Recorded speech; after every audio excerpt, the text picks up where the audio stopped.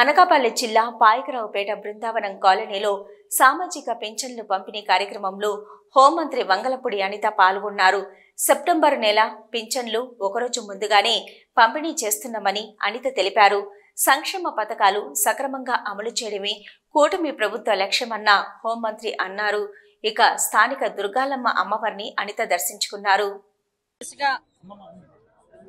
పెన్షన్దారులందరికీ కూడా 1వ తారీఖునే పెన్షన్లు అందజేస్తామని చెప్పి మాట ఇచ్చిన ప్రకారం 4000 రూపాయల పెన్షన్ ప్రకారం దానికి కూడా ఇంటింటికి తీసుకెళ్లి వాళ్ళకి ఇస్తాము అని చెప్పిన మాట నిలబెట్టుకోవడానికి ఈరోజు గౌరవ చంద్రబాబు నాయుడు గారు ఒక రోజు ముందుగానే పెన్షన్ల పండుగ తీసుకురావడం జరిగింది. ఎందుకు ఈ మాట చెప్తున్నానంటే 1వ తారీఖు ఆదివారం వచ్చింది. ఈ ఆదివారం పెన్షన్లు ఇవ్వడంలో మళ్ళీ అధికారులు అదేవిధంగా ఎంప్లాయీస్ అందరూ కూడా మళ్ళీ ఇబ్బంది పడతారు.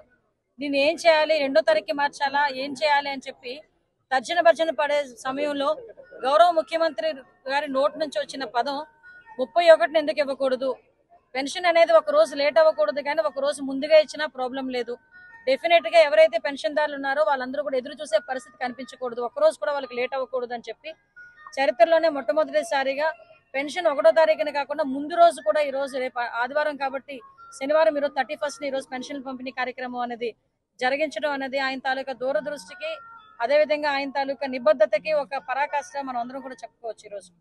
ఎందుకనంటే చంద్రబాబు నాయుడు గారు అదే ఎన్డీఏ ప్రభుత్వం చెప్పినట్టుగానే ఈరోజు పెన్షన్ విధానంలో అందరికీ కూడా ఆల్రెడీ ఈ టైంకే దగ్గర 76% పెన్షన్లు కూడా పంపిణీ చేయడం కూడా జరిగిపోయింది.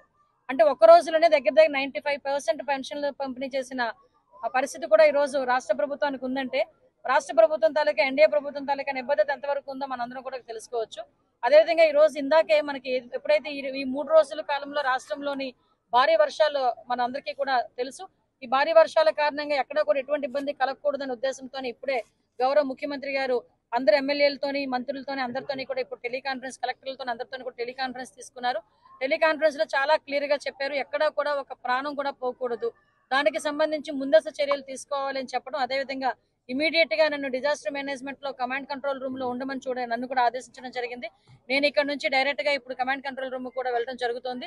అంటే ఎక్కడ కూడా ఈ వరదల వల్ల కానీ ఇప్పుడు ఎక్కడైతే రిజర్వాయర్లు నిండిపోయి ఉన్నాయో అక్కడ కూడా అలర్ట్ చేయడం కానీ, ఎక్కడైనా చెరువు గట్లు కానీ ఎక్కడైనా ఇబ్బంది పడే పరిస్థితి ఉంటే అక్కడ నుంచి పునరావాస కేంద్రాలు పంపించడం కానీ, ఈ రాబోయే 2 రోజుల్లో వర్షపాతం ఎంతవరకు నమోదవుతుంది అన్నది ఇమీడియట్ గా ముందే తెలుసుకుని ప్రజలను అప్రమత్తం చేయడంలో కలెక్టర్లందరినీ కూడా ఇమీడియట్ గా వాళ్ళ ప్లేస్లోనే ఉంచడం జరిగింది. ఆల్ డిపార్ట్మెంట్స్ ని ఇప్పుడున్న